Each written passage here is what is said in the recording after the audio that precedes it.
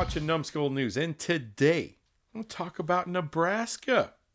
Yeah, I've never done a video about Nebraska before. It's the first time for everything. Nebraska decided to cancel their home and home with Tennessee. Now, why would you do that? You'd think home and home, you're going to make pretty good money playing Tennessee. It's one of the upper echelon of the SEC brands there. Why? Well, I ran across an article on ESPN that talks about this a little bit, so let's get into it. The Nebraska-Tennessee football home and home football series scheduled for 26 and 2027 will not be played after Nebraska opted out of the agreement. Tennessee's athletic director Danny White posted on X, said it was disappointing and all that good shit. In a statement, Nebraska athletic director Troy Dannon, I think that's how you say it, Dannon explained renovations to the team's stadium, which will temporarily lower seating capacity, ultimately led to the decision. What? Because you're having renovations. We are making plans to embark on major renovations of Memorial Stadium that may impact our seating capacity for the 2027 season, Dannon said. The best scenario for us is to have 8 home games in 2027 to offset any potential revenue loss from a reduced capacity. The additional home games will also have a tremendous economic benefit on the Lincoln community. Okay, whenever you got to start talking about how this benefits the Lincoln community, you're full of shit. Because here's the thing, you're going to host Bowling Green and you're replacing Tennessee, that home game that you're going to... Okay, so I'm guessing in 2027, Nebraska would then travel to Tennessee for that home game, right? So they're going to replace Tennessee, a road game, with a home game of Miami of Ohio. So what is this going to do for the Lincoln community to play one more home game against Miami of Ohio? I'm sorry, this whole thing stinks like dog shit. Check this out. White told Volquest that the buyout implications need to be steeper with an old contract, and the cancellation puts Tennessee in a bind. Yeah. Nebraska will pay $500,000 to get out of the scheduling agreement. Yeah, that's incredibly cheap. So is this really about renovations to their stupid-ass stadium? Because apparently they're still going to play games in it. It's just going to reduce the amount of seats for the 2027 season. It may. And then we're going to replace the road game with Tennessee with the home game of Miami of Ohio. What? And this is supposed to offset costs for the whole season? For all your home... Folks, that ain't what it's about. That ain't what it's about. What this is about is the Big Ten is about to get four automatic qualifiers. And Nebraska wants the best possible chance of getting one of those 4 automatic qualifiers. So, answer me this. Is it easier in 2027 for Nebraska to make the playoffs if they go on the road to play Tennessee, which has had a major resurgence over there, and is one of the top SEC brands, or to stay home and play Miami of Ohio? Answer me this. Which one? Obviously, it's staying home and playing Miami of Ohio. Now, maybe your strength of schedule gets worse, but who gives a shit when you got 4 automatic qualifiers? You just need to finish in the top 4. That's why they're canceling the freaking home and home with Tennessee. Now, Tennessee's pissed off, all right, because Nebraska is what? It's a team that has been down for over 20 years, 25 years. But still got a big name. So that helps Tennessee. So the way I see it, this is chicken shit of the Cornhuskers. Come on, have a little bit more pride than that. Really? That's some cheap shit. And no. Oh, all the money we're going to lose because... shut up! You still got, what, 7 other home games?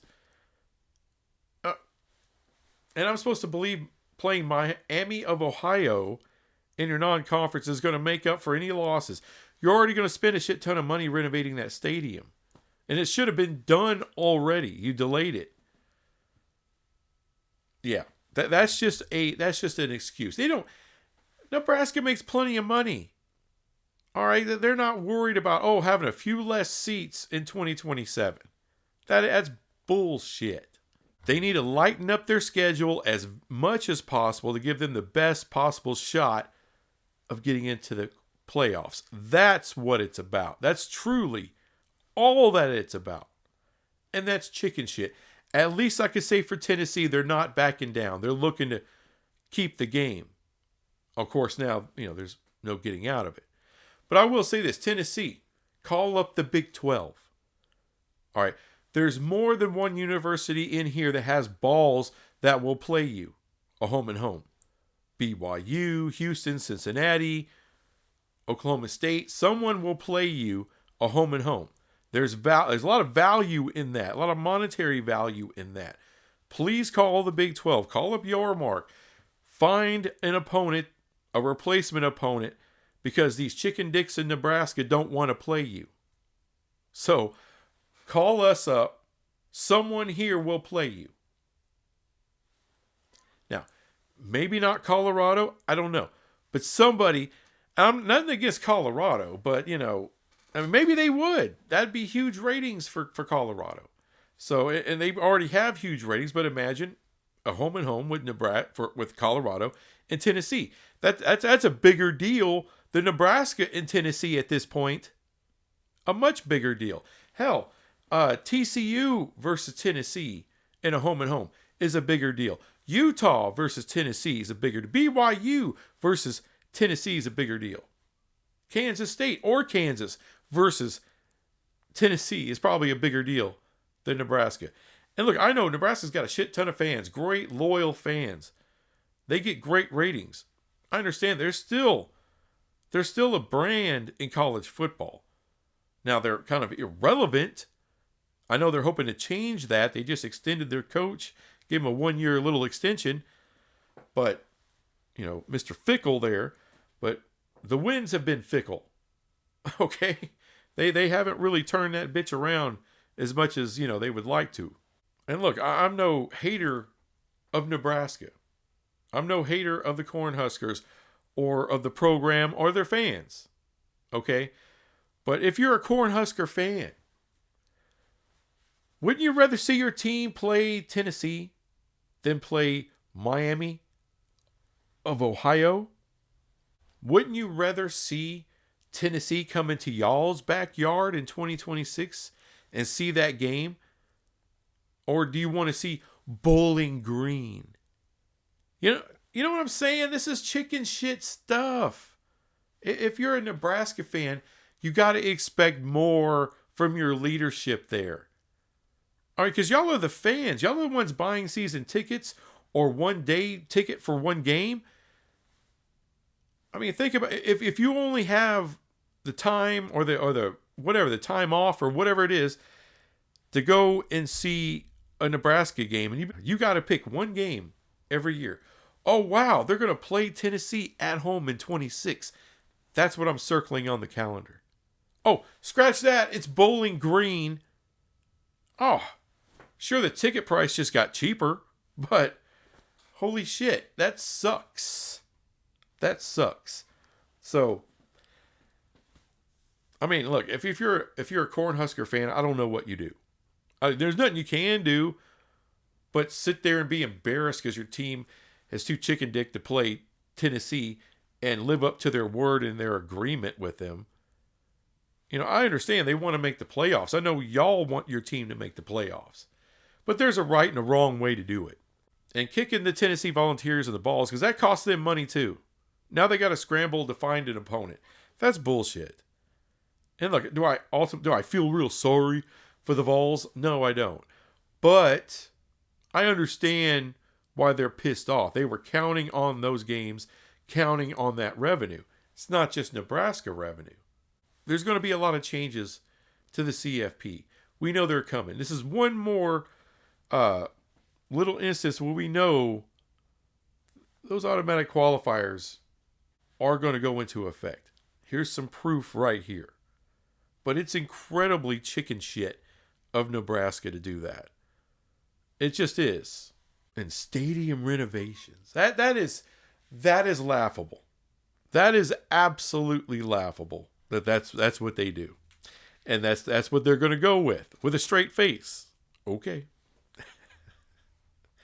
Anyway, thanks for watching this crap, and I'll be back with some more crap later. Bye.